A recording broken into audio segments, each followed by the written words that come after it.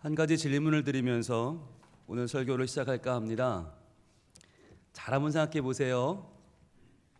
여러분, 예수님을 믿으면 사람이 달라질까요? 안 달라질까요? 생각이 복잡해지죠? 예수님을 믿으면 사람이 달라진다. 또는 예수님 믿어도 사람은 달라지지 않는다. 과연 어느 쪽이 맞을까요? 물론 예수님을 믿고 나서 우리는 교회라는 곳에 오게 되죠. 예배를 드리게 되고요. 기도도 하고요. 말씀도 보고요. 그리고 봉사도 하고요. 그러다 직분도 맡게 됩니다. 그리고는 교회의 중심 인물들이 되고 합니다. 자, 그런데 그렇게 해서 때로는 신학을 하고 교육자가 되기도 하고 교회 안에 여러 가지 역할들을 맡기도 하는데요. 사람이 달라지느냐라고 하는 이야기는 조금 다른 이야기인 것 같아요.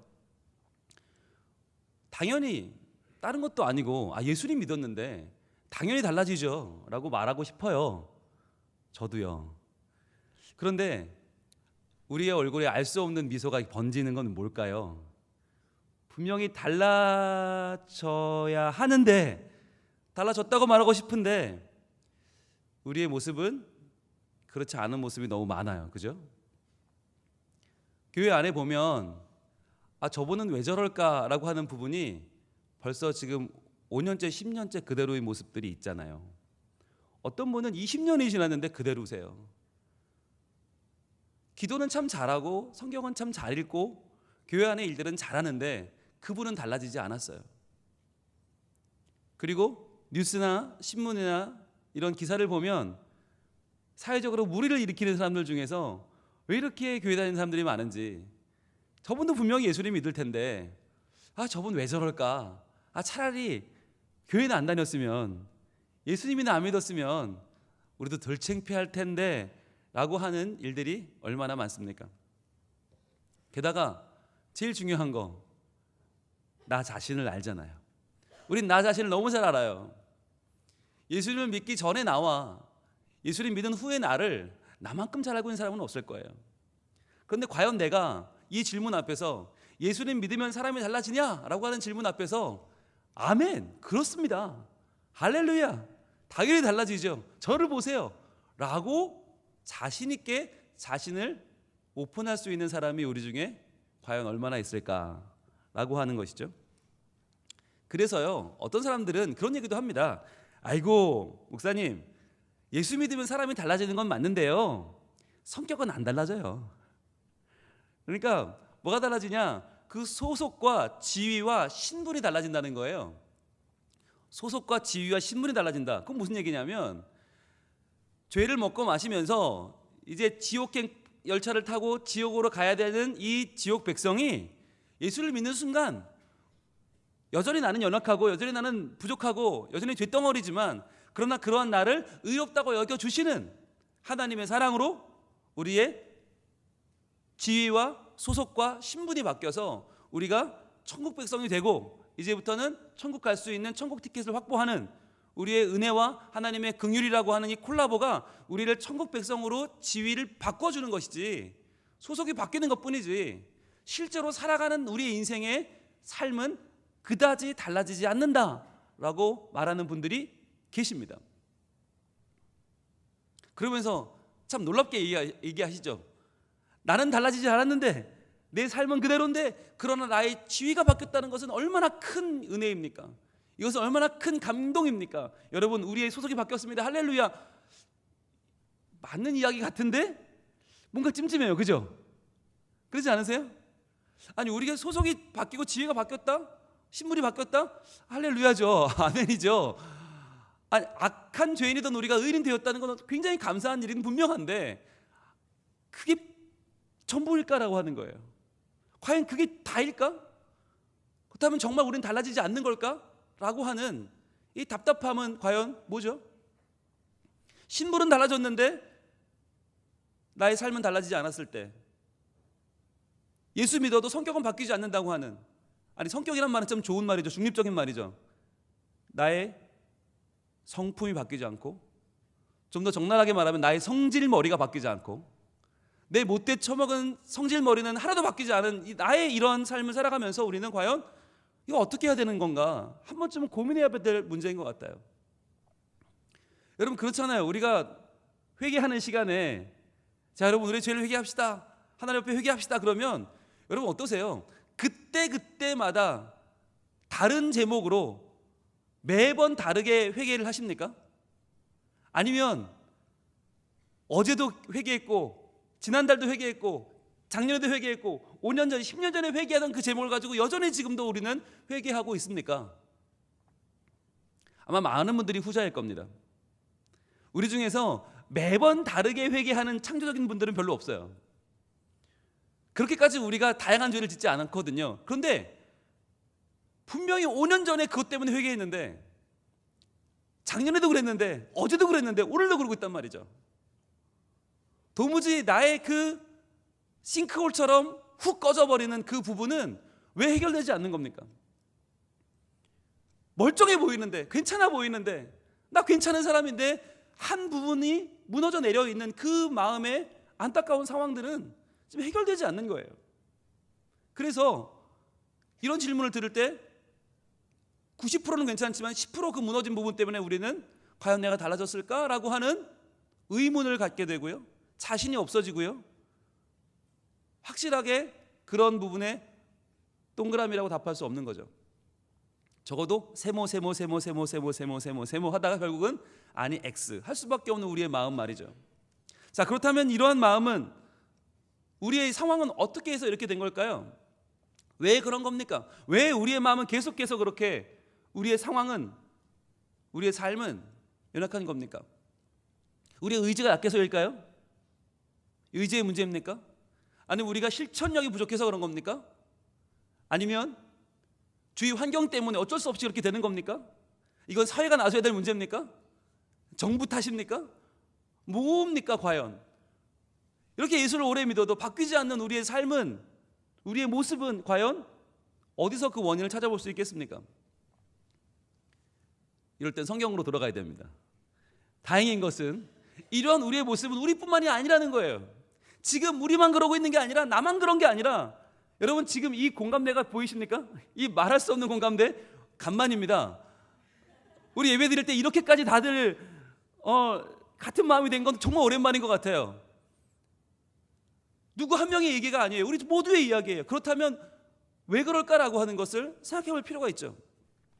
이사야서 29장 13절을 한번 보겠습니다. 이사야 29장은 이사야라고 하는 선지자를 통해서 하나님이 주신 말씀인데요, 이 당시는 이스라엘이 매우 혼란스럽던 시절입니다. 그러나 그 혼란 중에도 이스라엘은 하나님을 향한 신앙 하나로 버티고 있던 시대입니다.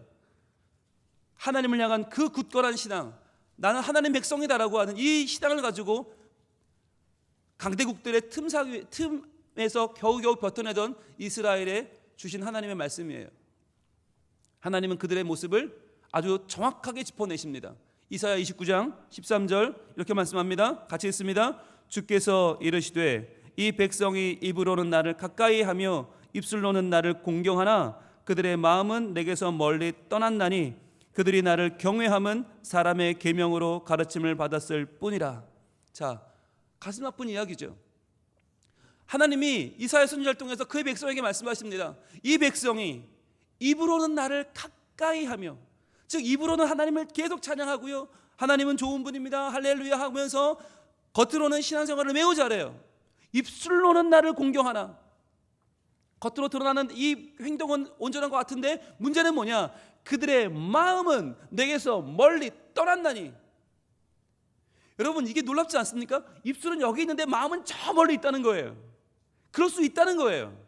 입술과 마음이 어디 있습니까? 우린 잘 모르잖아요. 그런데 아무튼 마음이 내 어딘가 있을 거 아니에요. 근데 내 입술과 마음이 전혀 동떨어진 곳에 지금 머물러 있다는 겁니다. 입술로는, 겉모습으로는 나의 삶의 그 허울 좋은 껍데기는 하나님을 찬양하고 공경하고 예배하고 있는데 내 마음은 하나님에게서 너무나 멀리 떨어져 있다는 거예요. 너무나 멀다는 거예요. 그래서 그들이 나를 경외하는 것은 왜 경외하느냐? 사람의 계명으로 가르침을 받았다는 거죠. 사람의 가르침은 뭡니까? 사람의 계명은 뭡니까? 예수님 믿으면 병 나, 돈 잘 벌어, 복 받아. 그러니까 하나님 믿으면 손해볼 건 없어. 그래, 한번 믿어볼까? 이게 사람의 계명이에요.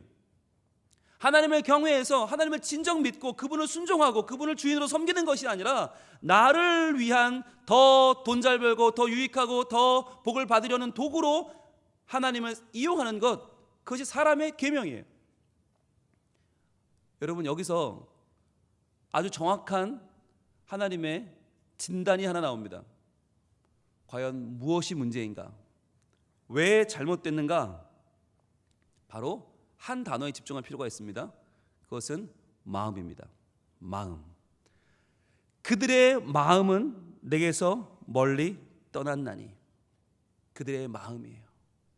우리의 몸은 지금 교회에 와 있을 수 있고요, 우리의 직분은 목사일 수 있고 장로일 수 있고 권사, 집사, 성도일 수 있지만, 또는 교학교 교사, 찬양대원, 예배위원일 수 있지만, 그러나 우리의 마음속은 지금 엉망진창일 수 있다는 거예요. 우리의 마음속은 지금 실은 전쟁터라는 거예요. 우리의 마음을 창조하신 하나님, 우리의 참 주인이신 하나님, 그분 앞에 온전히 순종하고 그분으로 꽉 차 있는 게 아니라는 거예요. 지금 내 마음은 전쟁 중이라는 거예요. 지금 우리 모두가 이 공감대, 예수를 믿는데 사람은 달라지는가라고 하는 질문에 알 수 없는 공감대가 형성되는 이유는 무엇이냐? 지금 우리의 마음은 다 지금 전쟁 중이기 때문이에요. 옆 사람 얼굴 한번 보세요. 어떻게 보이세요? 평안해 보이죠? 네, 오늘 아침 화장이 잘 먹었네요. 머리는 잘 말렸고요. 멀쩡해 보이죠? 멀쩡해 보여요. 그런데 그 멀쩡해 보이는 그분 마음속에 지금 미사일이 오가고 있고요, 지금 칼과 창이 챙챙거리고 있고요, 지금 핵무기가 막 지금 터지고 있다는 거예요. 수류탄이 터지고 소총이 난사되고 있다는 거예요. 왜? 하나님만 주인 되셔야 될 우리의 마음, 하나님이 온전히 보좌의 가운데 계셔야 되는 그 우리의 마음이 지금 수많은 이 세상의 신들의 전쟁터가 되었다는 것입니다. 그 신들은 무엇입니까? 이 세상의 거짓 신들, 바로 우상입니다. 그런데 우리는 이런 말을 들을 때, 에이 목사님, 우상 얘기 지난주에 하셨잖아요. 저는 관계없어요, 우상. 아니, 금송아지 같은 거 저는 안 만들고요, 저는 절대로 그런 거에 절하지 않아요 라고 우리는 쉽게 말합니다. 그러나 우리의 마음은요, 금송아지보다 더 번쩍거리고 금송아지보다 더 우리를 현혹시키는 이 세상의 거짓 신들로 지금 가득 차 있습니다. 하나님보다 더 우위에 서려고 계속해서 전쟁을 걸어오는 그 신들의 전쟁이 지금 우리 마음속에 벌어지고 있다는 거예요. 너무나 많은 사람들의 마음속에서 하나님을 이겨보려고 하는 신은 바로 분주함이라는 신입니다. 분주함. 나 바쁘다는 거예요. 지금 바빠 죽겠는데 예배는 무슨 1시간 반씩 드리냐고, 빨리빨리 끝내고 집에 가자고 하는 이 분주함이라는 신이 우리 마음을 지배하고 있습니다. 하나님을 얼마나 잘 섬기는가, 얼마나 뜨겁게 하나님을 경험하는가가 아니라 그냥 분주한 거예요. 왜 분주한지도 몰라요. 그러나 바쁘게 살아야 될 것 같고, 왠지 바빠야 될 것 같고, 왠지 급하고, 한순간도 제대로 머물러 있지 못하게 하는 그 분주함이라는 신이 계속해서 우리의 마음을 빼앗아가요. 게다가 더 중요한 건 자기 중심성이라는 신이죠. 자기 중심성. 왜 우리가 운전만 하면 그렇게 동물이 되죠? 왜 짐승이 되는 건가요? 자기 중심성 때문이에요. 내가 먼저 가야 되는 거예요.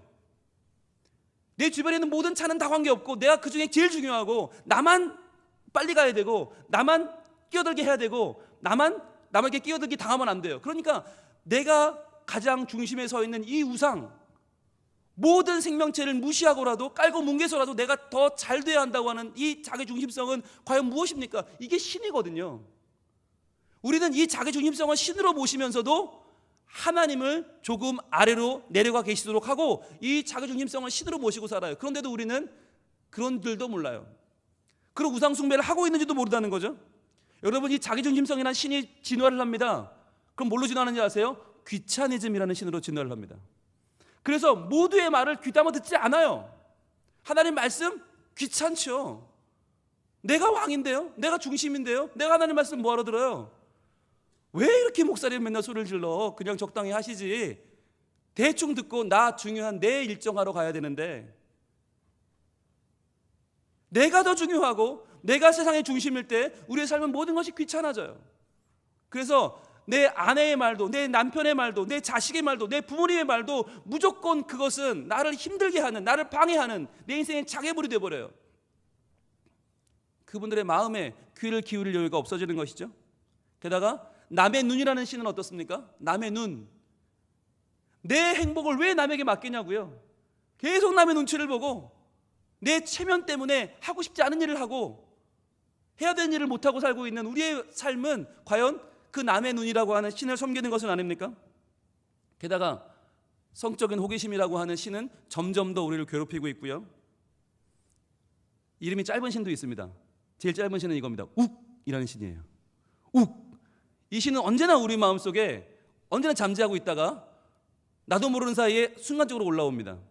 그래서 그 욱이라고 하는 신이 나를 난장판을 만들어 버려요. 난 그렇게 쉽지 않았거든요. 근데 욱이라는 신의 친구가 있어요. 바로 홧김에라는 친구가 있고요. 술김에라는 친구가 있어요. 그러니까 술김에 홧김에 욱 해버리면 우리 인생은 그 전에 겨우겨우 유지해오던 우리 이미지를 다 까먹는 거예요. 그리고는 드디어 실체를 보았다. 드디어 내가 누군지를 다 까발려 버리는 거죠. 나도 모르는 사이에 말이죠. 그러한 신들이 우리 마음속에 너무나 많아요. 그런데 그걸 우리는 알지 못해요. 그래서 우리는 또 다른 신에게 내 마음을 내어줍니다. 너무 힘드니까, 괴로우니까 내가 왜 이러지 하다가 술이라는 신에, 약물이라는 신에, 도박이라는 신에, 중독이라는 신에, 그리고 제일 나쁜 신이 있죠. 죽으면 다 끝이야 라는 신에 우리의 마음을 내어줘 버립니다. 죽으면 다 끝나는 건데 왜 아무것도 아닌데 고민하고 있어 라고 하는 신에게 내 마음을 빼앗겨 버리면요, 그때부터 우리의 마음은 너무나 우울해지고요, 그때부터는 빠져나올 수 없는 수렁에 들어갈 수밖에 없는 거죠. 자, 여러분, 이 모든 것들은 이 세상에 만들어낸 거짓 신들입니다. 그런데 이 거짓 신이라는 걸 뻔히 우리는 알면서 여기에 빠져드는 이유는 뭘까요? 그 신들이 약속하는 달콤한 열매가 있어요. 그게 바로 행복과 위로입니다. 행복을 가장한, 위로를 가장한 쾌락과 순간적인 위로를 제공합니다. 그래서 한번 욱 하고 나면 마음은 시원하잖아요. 그때부터 감당해야 될 그 뒷감당이 문제인 거지, 그 당장은 시원하고 좋아요. 내가 누군 줄 알아? 나한테 이럴 수가 있어? 한마디 하고 나면 그 막 통쾌하고 내가 왕이 된 것 같고, 근데 그 뒤는 어떻게 하시려고 그래요? 순간으로 끝나는 쾌락들, 수많은 인터넷이 우리를 유혹하고 수많은 사이트들과 수많은 폰들이 우리를 유혹하는 그 성적인 유혹 가운데서 우리는 너무나 쉽게 넘어집니다. 왜냐하면 내 마음은 보이지 않거든요. 내 마음을 내어줬다고 해서 그게 누구도 알 수 없다고 우리는 생각해요. 내 마음을 내어주는 거, 한 번 그 유혹에 내 마음을 내어주는 거, 그게 보이지도 않는데 뭐 마음이 뭔데 라고 생각해버려요. 차라리 누군가 와서 나한테 10만 원을 달라고 그러면 절대 주지 않을걸요? 그런데 마음을 좀 빌려주세요. 그럼 우리 마음껏 줘버려요. 언제든지 되찾아올 수 있는 줄 알아요. 아니에요. 한 번 빼앗긴 마음은 찾아올 수가 없고, 계속해서 우리가 그 신들에게, 거짓 신들에게 절하면서 그 거짓 신들을 따라가야 되는, 반복되는 우리의 일상이 지금 찾아오고 있다는 거예요. 한 번이면 될 줄 알았어요. 한 번만 빠져들었다가 곧 나올 수 있을 줄 알았어요. 그런데 살아가는 게 힘들고 어려우면 다시 찾게 되고 또 찾게 되고 또 찾게 됩니다. 마치 이런 우상들은요, 우리에게 그렇게 말하는 것 같아요. 야, 이거 별거 아니잖아. 야, 이 정도는 누구나 하고 살아. 이게 뭐 대단한 거라고? 마치 가려움증 같이 우리에게 다가와요. 이게 큰 병이 아니에요. 그냥 가려울 뿐이에요. 그것도 우리 긁어요. 근데 긁다 보면 더 심해지고 더 심해져서 나중에는 온몸을 기왓장으로 긁어도 시원치 않은 욥처럼 살아가게 되는 거죠. 처음 간지러울 때 병원을 가야 되는데 진단을 받고 약을 먹고 주사를 맞고 절대로 긁지 마세요라고 하는 의사의 말에 충실했어야 되는데 우리는 슬슬 긁어요. 이 정도는 뭐 남 안 보니까, 남이 모르니까 슬슬 긁다가 우리의 마음을 내어주다 보면 결국엔 아무것도 남아있지 않은 우리의 마음을 보게 되죠. 그리고 땅을 치며 후회하지만 이미 늦었죠. 여러분, 이 세상의 거짓 신들을 우리가 계속 내 마음속에 모셔드리는 것은 마치 바다에 빠진 사람이 목이 말라서 바닷물을 퍼먹는 것과 같습니다. 어떻게든 목마름을 해결해 보려고 바닷물을 먹지만 점점 더 목이 마르고 타는 듯한 목마름으로 결국 죽어버릴 수밖에 없는 그 인간의 현실이 오늘 우리라는 거예요.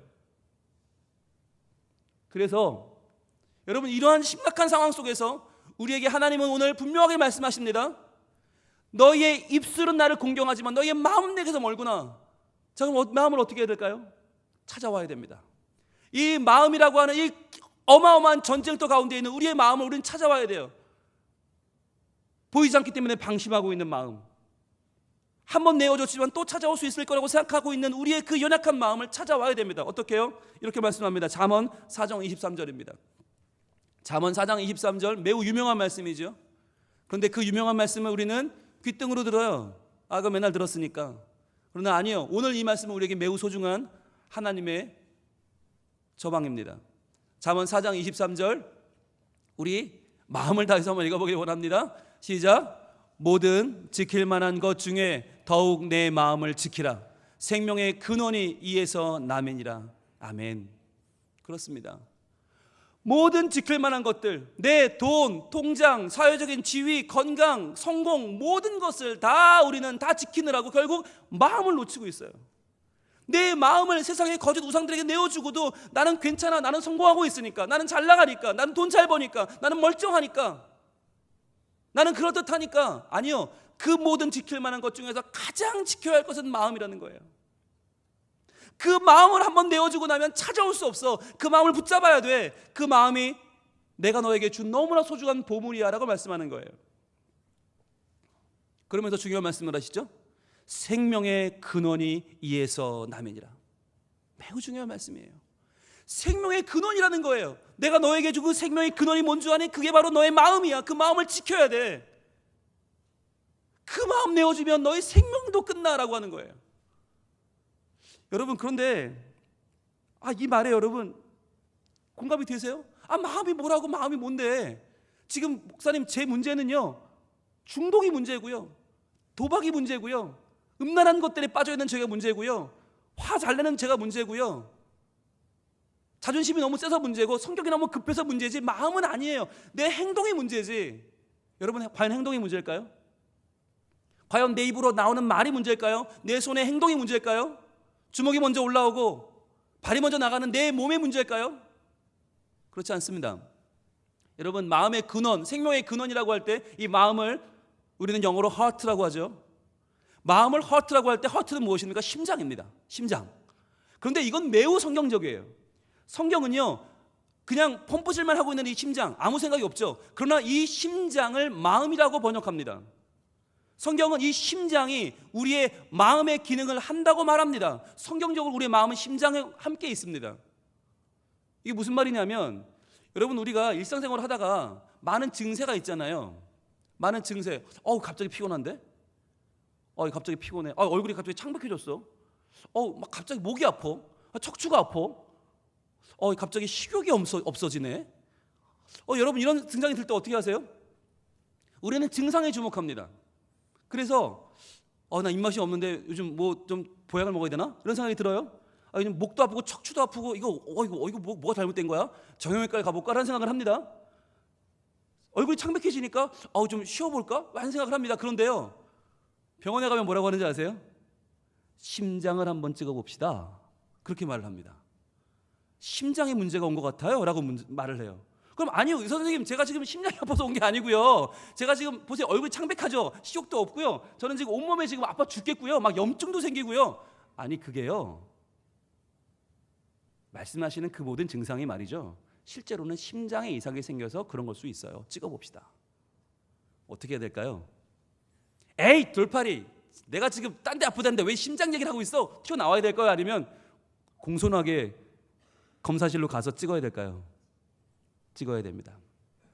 이 모든 증상은 심장 질환의 전조입니다. 심장 질환의 증세입니다. 우리는 심장이 늘 잘 뛰어주니까 별 문제가 없을 거라고 생각해요. 그리고 보이지 않으니까, 심장은 아프다고 안 하니까 우리는 심장이 문제인지를 모르고 다른 문제인 줄 알고 다른 걸 자꾸만 신경을 써요. 그런데 알고 보면 우리의 심장에 문제가 생기고 있다는 거죠. 바로 생명의 근원은 이 심장, heart가 우리의 마음이라는 거예요. 우리의 마음이 지금 다치고 있는데, 우리의 마음이 상처받고 있는데, 우리의 마음이 지금 공격받고 있는데, 우리는 그것을 모른 채 다만 음란이 문제고, 물질이 문제고, 자존심이 문제고, 내 다른 것들이 문제라고 지금 여기고 있지는 않느냐는 거예요. 결국은 우리의 마음을 빼앗겨버린 우리들, 어떻게 하면 좋을까? 어떻게 하면 좋을까? 주님은 이런 우리에게 이렇게 말씀하십니다. 너희의 마음, 그 마음을 말이야 이렇게 해보지 않을래? 로마서 12장 2절입니다. 이건 역시 아주 유명한 말씀인데요. 로마서 12장 2절은 우리에게 우리의 마음을 어떻게 관리해야 될지, 어떻게 우리의 마음을 변화시켜야 할지를 말씀하십니다. 로마서 12장 2절 같이 한번 읽어봅니다. 시작. 너희는 이 세대를 본받지 말고 오직 마음을 새롭게 함으로 변화를 받아 하나님의 선하시고 기뻐하시고 온전하신 뜻이 무엇인지 분별하도록 하라. 아멘. 너희는 이 세대를 본받지 마라. 이 세대는 어떤 세대입니까? 마음을 내어주는 세대입니다. 차라리 돈 10만 원보다 더 마음을 쉽게 내어주는 세대, 마음을 금방 이리저리 굴리고 이리저리 내주는 세대 본받지 말고 오직 어떻게 하라고요? 마음을 새롭게 함으로. 자, 너희 마음속에 있는 그 모든 걸 한번 새로 갈아엎으라는 거예요. 그동안 여러 가지 세상에 내어줘서 지금 멍들어 있고 상처받고 있고 지금 찌꺼기가 가득한 너희의 마음을 새롭게 하라고요. 오직 하나님만 왕 되시는 하나님의 보좌로 그 마음을 지금 새롭게 정비하라는 것입니다. 리모델링 해야 됩니다. 새롭게 하라는 거예요. 자, 그렇게 함으로 변화를 받아라. 즉 변화는 우리의 손과 발과 눈과 머리로 하는 것이 아니라 마음이 바뀌어야 된다는 거예요. 내 마음속에 있는 수많은 우상을 내려놓고 거짓 신들을 내쫓고 오직 하나님만 내 마음의 중심이 되는 하나님 우선주의로 내 마음을 변화시키라는 거예요. 그러면 하나님의 상급이 임하는데 그 상급이 뭐냐? 바로 하나님의 선하시고 기뻐하시고 온전하신 뜻이 무엇인지 분별하게 된다는 거예요. 자, 여기서 중요한 거, 하나님의 선하시고 기뻐하신 뜻이 뭐냐? 자, 하나님의 선하신 뜻이 뭐냐면 바로 하나님의 완전하심입니다. 여러분, 선하다는 말을 하나님께 쓸 때는 완전하다는 뜻이에요. 착하다는 뜻이 아닙니다. 하나님의 완전하심. 여러분, 그 완전하심이 우리 마음에 어떻게 할까요? 우리 마음속에 완전하심으로 오셔서 우리 안에 모든 우상들을 내쫓으십니다. 하나님의 자리를 되찾으십니다. 하나님이 하나님 되시는 그 역사는 바로 하나님의 선하신 뜻으로 이루어집니다.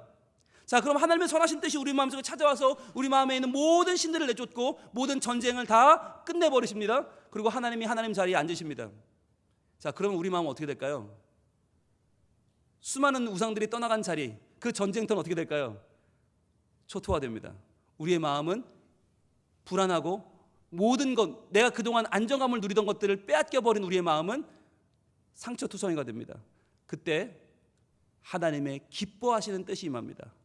하나님의 기뻐하시는 뜻이 뭐냐면 그러한 상처받은 우리, 아파하는 우리, 상처투성인 우리를 사랑하시는 하나님의 긍휼입니다. 그래서 하나님의 선하심이 모든 우상들을 뜯어내버린 그 자리에 하나님의 기뻐하시는 뜻이 임해서 우리를 치료하시고 우리를 새로 한번 하나님의 사람으로 불러일으키십니다. 그리고 나서 이 두 가지가 조화를 이루기 시작하는데 하나님의 완전하심과 하나님의 사랑, 하나님의 공의와 하나님의 긍휼이 조화를 이루는 하나님의 임재가 바로 온전하신 뜻이에요. 그것이 무엇인지 이제 분별하게 된다. 이제 내 마음을 찾아오셔서 나에게서 모든 우상을 내쫓는 하나님의 선하심, 그리고 그 상처받은 나를 위로하시는 하나님의 기뻐하심, 이것을 함께 모시는 임재, 온전하신 뜻이 우리에게 분별된다는 것이에요. 이 말을 많이 들어본 것 같죠? 어디서 들어봤을까요? 바로 오늘의 본문입니다. 시편 23편 6절입니다. 우리 같이 읽어봅니다. 시작. 내 평생의 선하심과 인자하심이 반드시 나를 따르리니 내가 여호와의 집에 영원히 살리로다. 아멘. 여러분, 자신감을 가지십시오. 여러분, 예수 믿으면 사람이 변합니까? 변합니다. 그런데 변하려면 뭐가 변해야 돼요? 행동이 아니에요. 습관이 아니에요. 손과 발이 아니에요. 마음이 바뀌어야 돼요. 마음이 변해야 변한 거예요. 그런데 그 마음 어떻게 변해요? 하나님이 선하심으로 지금 나를 따라오세요. 평생 나를 따라오셔서 반드시 따라와서 나의 마음속에 선하심, 하나님의 자리를 찾으신단 말이에요. 우상을 내쫓고 내 마음속에 주인된 모든 것을 내쫓으시고 나를 하나님의 사랑으로 온전히 붙잡아 주십니다. 그리고 그 뜯긴 자리에 상처받은 내 마음에 인자하심이 찾아와요. 그래서 그 인자하심으로 나를 다시 한번 일으키시고 회복시켜 주십니다. 하나님은요, 우리의 마음을 빼앗기는 것을 더 이상 두고 보지 않으십니다. 중요한 건 무엇입니까? 내 마음을 내어드리는 거예요. 하나님, 제가 믿고 저의 신분만 달라진 것으로 만족하기 싫습니다. 그럴 수 없습니다. 주여, 내 마음도 드리오니 받아주셔서 내 마음이 변하고 변화를 받아 새롭게 되어 이제부터 내가 예수를 믿어 내 모든 삶이 새로워지는 복된 삶을 살게 하여 주시옵소서. 그리하여 누가 뭐래도 예수님 믿으면 달라진다, 누가 뭐래도 예수님 믿으면 나는 분명히 변화되었다, 내 마음이 달라졌기 때문에 더 이상 세상의 거짓된 시대를 따르지 않고 오직 내 마음을 새롭게 하시는 주님을 따라 나도 새로운 삶을 살아가노라 선언하고 다짐하는 우리들에게 하나님 반드시 내 평생에 나를 따라오셔서 내 마음을 하나님의 것으로 삼으시는, 모든 전쟁을 끝내시는 하나님의 은총이 우리에게 임하게 될 줄로 믿습니다. 이 시간 우리 찬양할 텐데요, 내가 주인 삼은 모든 것 내려놓고 내 주 되신 주 앞에 나가 내가 사랑했던 모든 것 내려놓고 주님만 사랑해. 지금까지 내 마음을 쉽게 내어주었던 이 세상의 신들 가운데에서 내 마음을 되찾아오기를 원합니다. 그런데 이건 내 힘으로 안 됩니다. 하나님의 선하심과 인자하심으로만 됩니다. 주 사랑 거친 풍랑에도 깊은 바다처럼 나를 잠잠케 하십니다. 주 사랑 내 영혼의 반석, 내 그 사랑 위에 서게 나를 인도하십니다. 이 모든 일을 가능케 하는 하나님의 완전하심, 하나님의 선하심, 그리고 나를 하나님의 품에 다시 한번 세워주시는 하나님의 인자하심, 그 사랑 가운데 내가 서기를 원합니다. 하나님 나를 분명히 세워주시고 이 시대의 잘못된 흐름 가운데, 거짓 신들 가운데 나를 구원하셔서 하나님의 품에 안기는 주님의 자녀가 되게 하실 것입니다. 우리가 찬양할까요?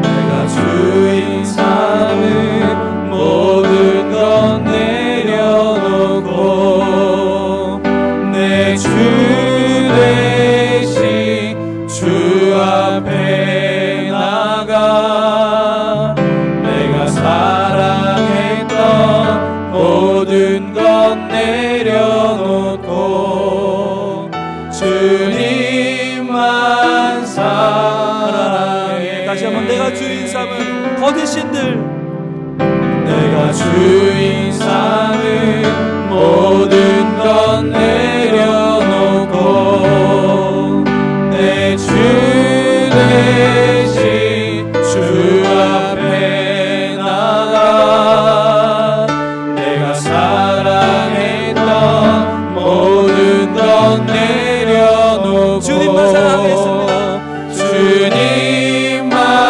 사랑해. 주님의 인자하심이 나를 감싸합니다. 주 사랑 거친 풍랑에도 깊은 바다처럼 나를 잠잠케 해. 주 사랑 내 영혼의 반석, 그 사랑 위에 서리. 주 사랑 거친 풍랑에도 주 사랑 거친 풍랑에도 깊은 바다처럼 나를 잠잠케 해. 주 사랑 내 영혼의 반석, 그 사랑 위에 서리. 제가 기도하겠습니다. 하나님, 내 마음은 전쟁터입니다.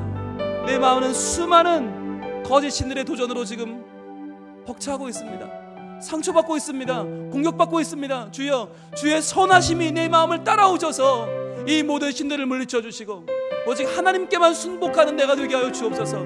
내 마음을 회복시켜 주시옵소서.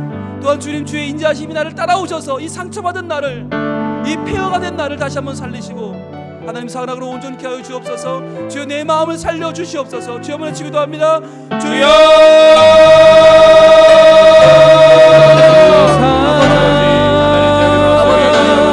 우리의 마음이 공격받고 있습니다. 상처받고 있습니다. 아파하고 있습니다. 하나님 아버지 하나님께 저희에게 길을 보여주셨음에도 불구하고 하나님 우리 마음속에 일어나는 세력들이 하나님 일어나서 하나님의 선하심이 나를 따라와서 하나님 아버지 어지럽고 아버지 홀로된 현에 있어 우리 하나님 아버지 우리 마음속을 아버지에게 잘못된 하나님 말씀으로 하나님의 마음으로 아버지 온전히 주여 주님께서 아버지 우리 하나님의 생각 하나님의 말씀에 도와주셔서 주님 도와주시옵소서 손길만이 나를 하나님 오셔서 아버지 주님하고 계시면 하나님 언제든지 아버지 경험할 수 있도록 인도하여 주시옵소서. 주사랑 하나님 주사랑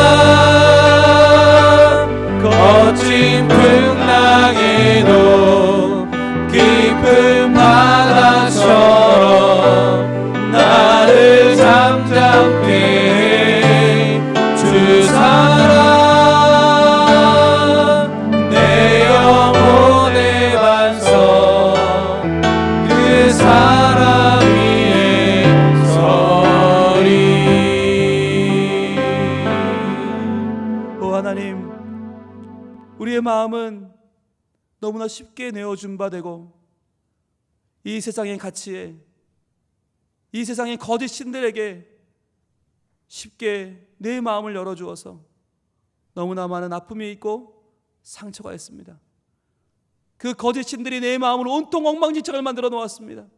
주여, 그러나 하나님은 이러한 나를 그냥 보지 않으시고 내 평생에 주의 선하심이 따라와서 내 마음을 하나님의 것 삼으시고 이 전쟁 가운데 승리하게 하실 줄로 믿습니다. 모든 거짓 신들을 내쫓고 내 마음을 하나님의 보좌로 다시 한번 하나님 온전케 하여 주시옵소서. 또한 이렇게 상처받고 공격받은 내 마음을 주님의 인자하심이 내 평생 나를 따라오셔서 다시 한번 나를 일으키시고 힘주시고 용기 주시고 보듬어 주시는 줄로 믿습니다. 주님, 상처받은 내 마음, 아파하는 내 마음 주께 내어드리오니 주님께서 그 인자하심으로 나를 살려 주시옵소서. 주님, 우리의 마음, 이 아파하는 마음, 상처받은 마음을 온전히 주께 내어드리오니 하나님 내 마음의 주인 되시고 내 마음의 주여 소망되어 주시옵소서. 오직 주님만 따라 나가는 우리 성민 가족들에게 하나님 오늘도 은혜를 베풀어 주시고 하나님만 따라 우리의 마음이 변화되어 새롭게 되는 놀라운 은총을 허락하여 주시옵소서. 예수님 이름으로 기도합니다. 아멘.